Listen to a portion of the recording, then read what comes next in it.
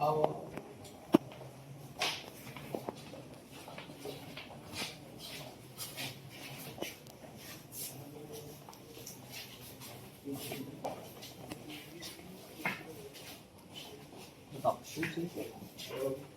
નમસ્કાર સાહેબ, સેવા વિભાગ. હાલમાં જે ગુજરાત કોણ સેવા પસંદગી મંડળ દ્વારા સીસીએની જે પરીક્ષા લેવામાં આવી તેના અંદર 247 જગ્યા એસટી કેટેગરીની રાખી હતી. તેમાંથી 90 સીટો ભરાઈ છે અને બાકીની 157 જેટલી સીટો રિટર્ન થઈ ગઈ છે, ખાલી થઈ ગઈ છે.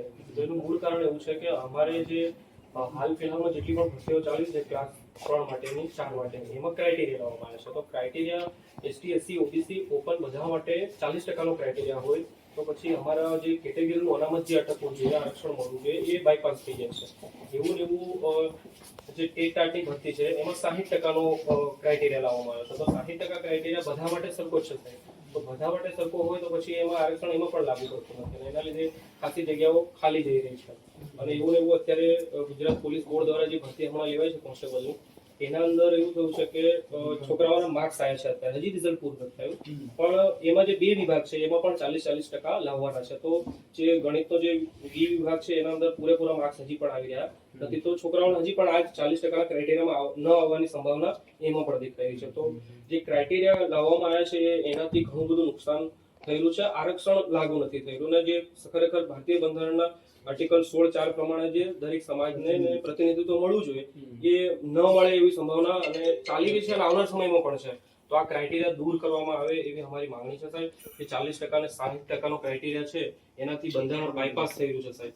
તો આપશ્રીને વિનંતી કરીએ છીએ કે મુખ્યમંત્રી સાહેબ સુધી આ વિષયમાં રજૂઆત થાય, અમને આમાં ન્યાય મળે. ઠીક.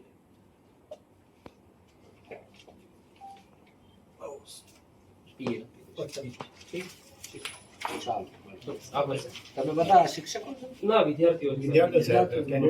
બધા કેન્ડિડેટ છે. અલગ અલગ ક્યાં કરો છો? અહીંયા દાહોદથી પ્રિપેરેશન કરે છે, અલગ અલગ કોચિંગ છે અને બીજા ગાંધીનગર કોચિંગ કરીને કરે અને બીજા અલગ કરે. અહીંયા દાહોદમાં બી લાઇબ્રેરી છે, ત્યાં આગળ બધા અલગ અલગ ડિવિઝનમાં તૈયારી કરતા હોય છે. કોઈ ઓર્ગેનાઇઝ વે મેં બધા સાથે મળીને કરું છું કે કેવું કે આ જે મુદ્દો છે એ બધા કોમન એસસી એસટી બધા માટે કોમન છે, 40% કેટેગરી વાળા. અને અમારી સીટો ભરાતી જ નથી એસટી વાળી. જે હાલમાં અભ્યાસ ક્યાં કરો? અભ્યાસ તો બધા અલગ અલગ જગ્યાએ જ્યાં ઘરે વાંચે, કોઈ ઘરે વાંચે, કોઈ લાઇબ્રેરીમાં જઈને વાંચે. ઓર્ગેનાઇઝ વે માં નથી. ના, ના. બધા છૂટા છવાયા આખા જિલ્લામાંથી જ આવેલા છે, અલગ અલગ તાલુકાઓ. ચાલો, થેન્ક યુ.